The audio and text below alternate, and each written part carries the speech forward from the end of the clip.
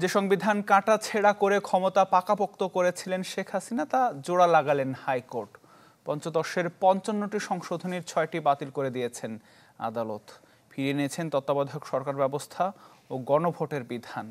Attorney general জানান, অন্তর্বর্তী সরকারই দায়িত্ব পালন করতে পারে তত্ত্বাবধায়ক সরকারের।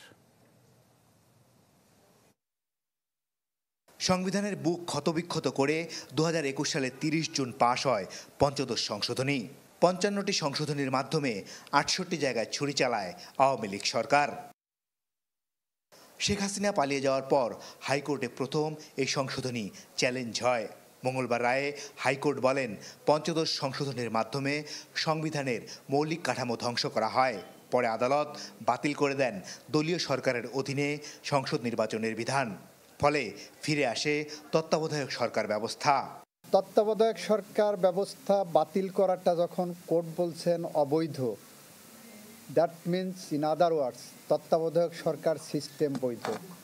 হাইকোর্ট তার রায়ে গণভোট ফেরানোর পথও খুলে দেন। একই সাথে সংবিধান বহির্ভূতভাবে ক্ষমতা দখল সংক্রান্ত ৭-এর ক ও খ অনুচ্ছেদও বাতিল করা হয়।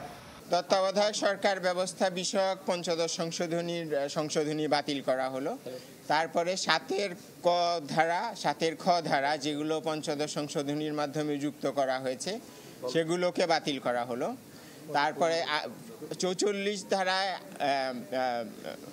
মৌলিক অধিকার বাস্তবায়নের ক্ষমতা যে কোনো আদালতকে দেওয়ার একটা বিধান যুক্ত করা হয়েছিল, সেটাকে বাতিল করা হয়েছে। এ মামলা নিজেদের পক্ষে আইনজীবী নিয়োগ করে বিএনপি ও জামাত। তাদের আইনজীবীরা বললেন, তত্ত্বাবধায়ক ফিরে আসায় তারাও খুশি। সংবিধানের মৌলিক কাঠামোতে রূপান্তরিত হয়েছে। কেন? কারণ কেয়ারটেকার গভর্নমেন্ট ছাড়া ফ্রি, ফেয়ার, ইম্পার্শিয়াল ইলেকশন করা যায় না।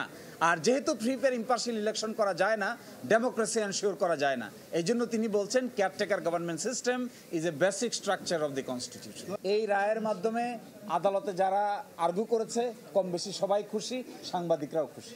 ৯৬ সনে যে তত্ত্বাবধায়ক ব্যবস্থা ছিল সেই অবস্থার মধ্যে আবার এই দেশ এখন ফিরে এসেছে।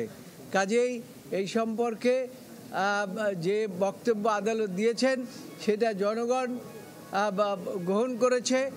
তবে সংশোধনের রায়ে সুপ্রিম জুডিশিয়াল কাউন্সিল সহ কয়েকটি অংশ স্পর্শ করেনি হাইকোর্ট।